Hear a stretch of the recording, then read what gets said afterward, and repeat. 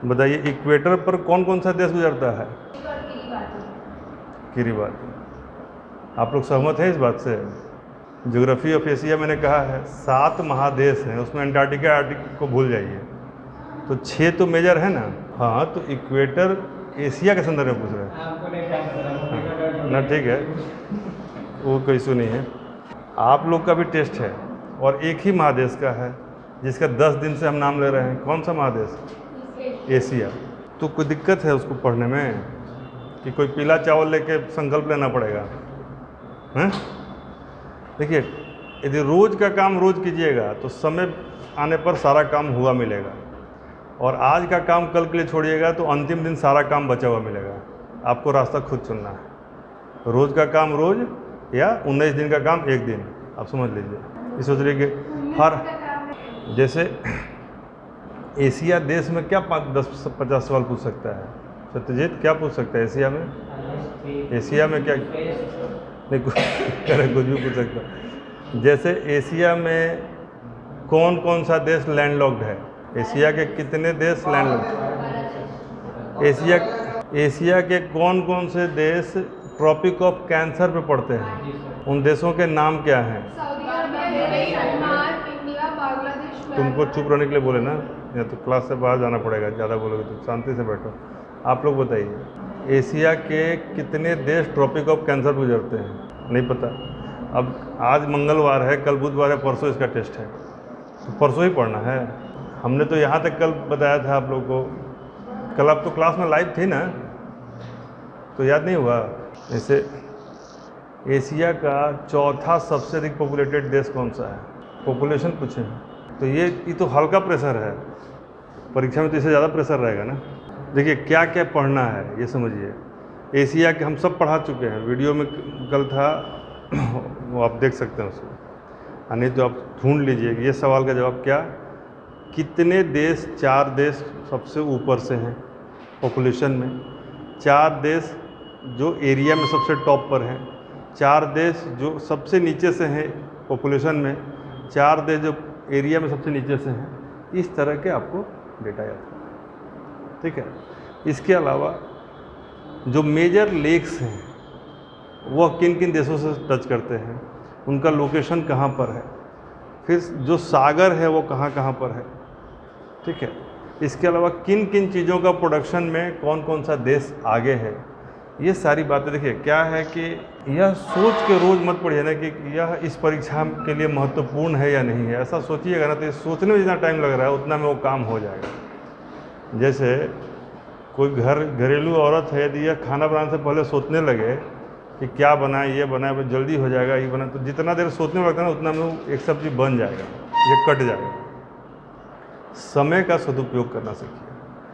अधिकांश अभी तो हम देख रहे हैं मैक्सिमम स्टूडेंट का ऊहापोह का स्थिति इसी बात में है कि ये पढ़ेंगे तो इस परीक्षा के लिए इम्पोर्टेंट है। अरे सब तुम पढ़ो ना, सब इम्पोर्टेंट है। Everything beneath sun is subject matter of GS.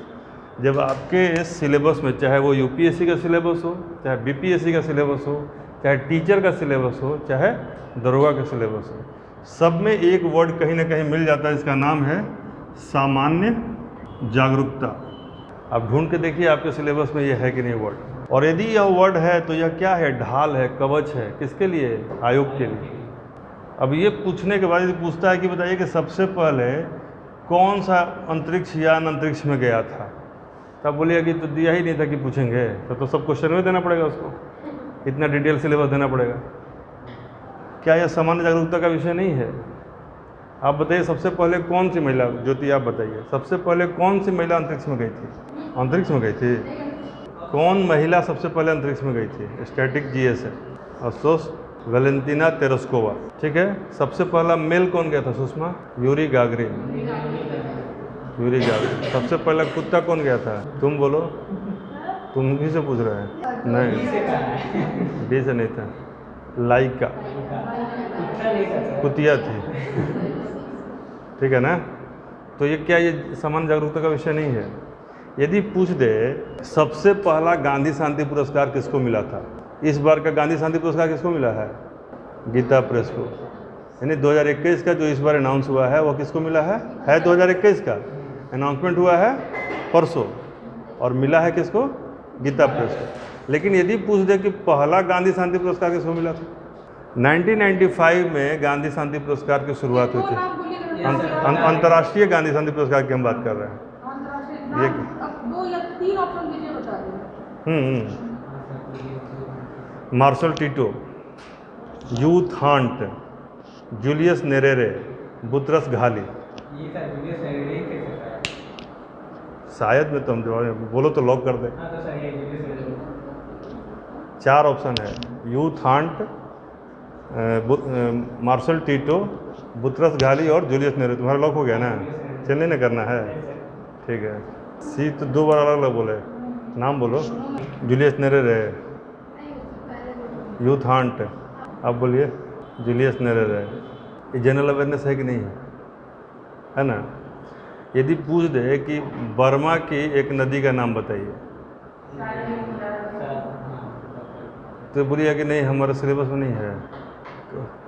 यदि आपके सिलेबस में लिख दिया है सामाजिक विज्ञान, आप ध्यान दीजिएगा सत्यजीत, आप जो आप पढ़ रहे हैं ना उससे ज़्यादा इंपॉर्टेंट चीज़ हम यहाँ पढ़ा रहे हैं, ये ध्यान दीजिएगा। नहीं, यही तो आदमी लाइफ में मिसप्लेस क्यों है, क्योंकि जिस समय जहाँ होना है उसके अलावा कहीं और है।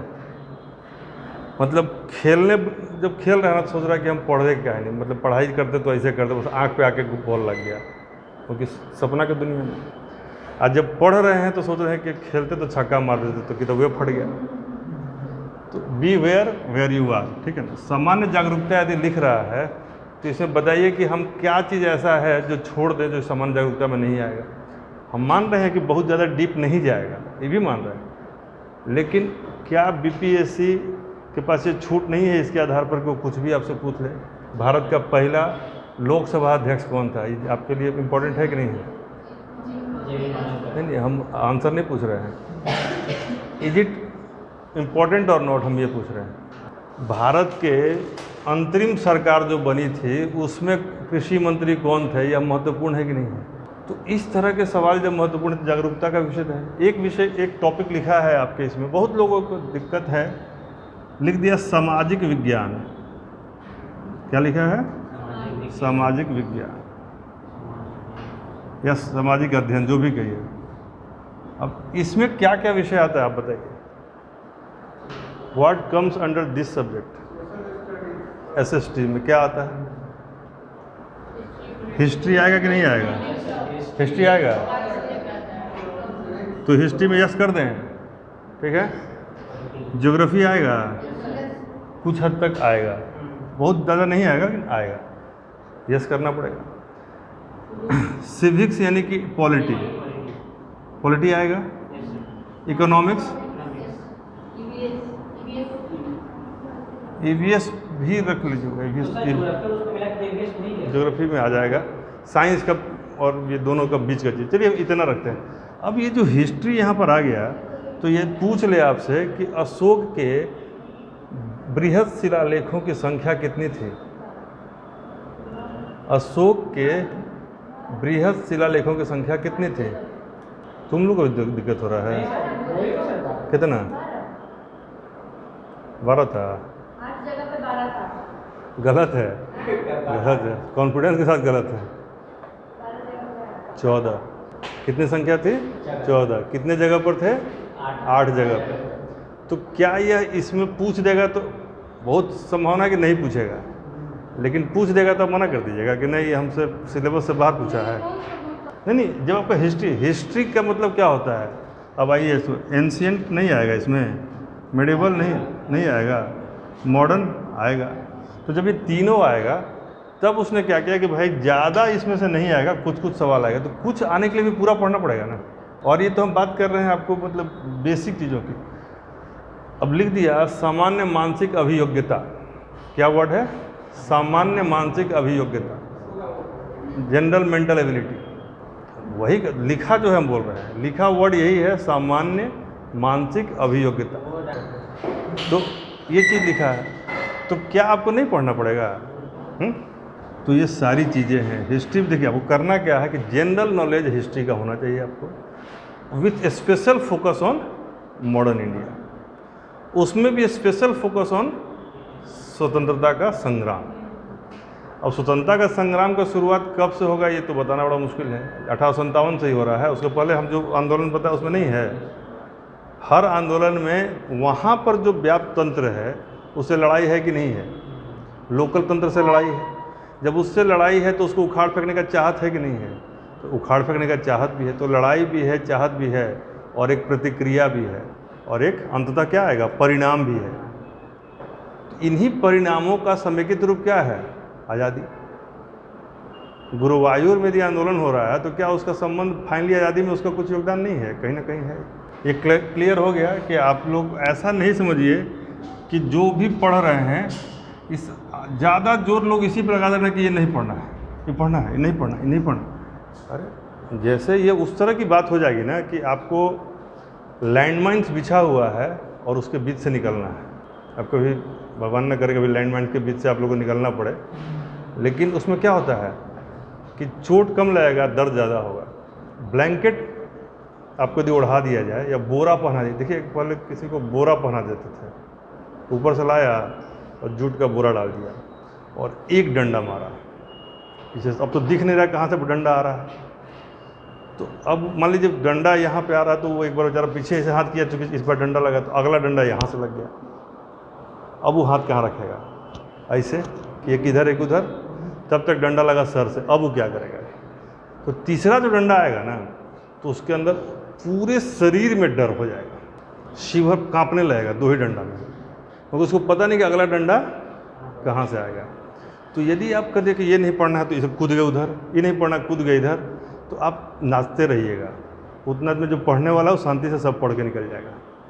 एक आध घंटा इस पर सोच लीजिए कि हमको क्या पढ़ना है क्या नहीं पढ़ना है, और एक एक करके आप टिक लगाइए कि ये टॉपिक है, यहाँ पे ब्लॉक है, टिक, ये ख़त्म हुआ।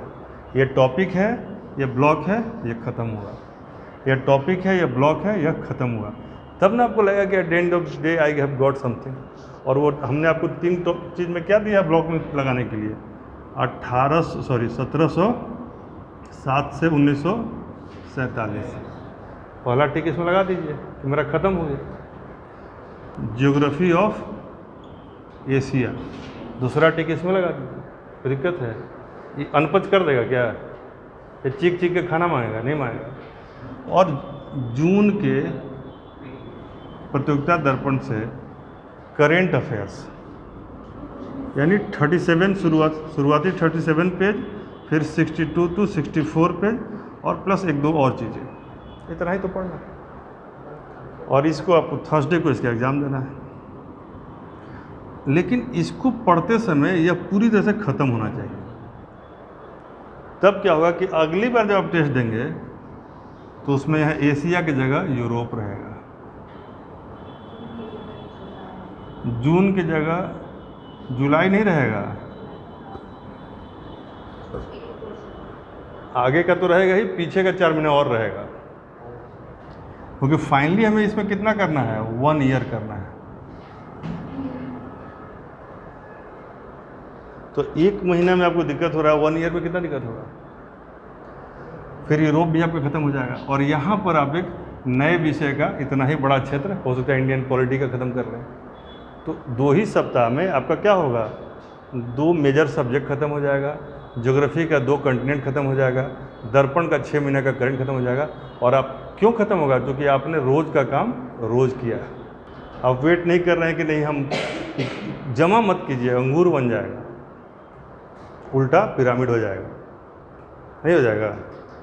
कुतुब मीनार नहीं बोलेंगे, हंसने लगिए, उल्टा पिरामिड बोले, ठीक है ना। तो उल्टा पिरामिड बनाना है क्या, नीचे पतला और ऊपर में बड़ा, जमा हो जाएगा। कितना मुश्किल होगा उसको करना है सर, नहीं तो कपड़े का ढेर हो जाएगा। अब यहाँ पर कोई कपड़ा है, इसके ऊपर ऐसे ऐसे जमा होता जाता है जैसे करके, अब इसको निकालना है, कितना मुश्किल है। और कब निकालना है, परीक्षा हॉल में। दिक्कत होगा कि नहीं होगा। पानी बचा है। किस हेमिस्फीयर में पड़ता है एशिया। हेमिस्फीयर क्या होता है, पृथ्वी भूल जाइए, पृथ्वी भूल जाइए। यदि हम कहते हैं कि एक हेमिस्फीयर ले आइए, क्या लाइएगा, कटोरा।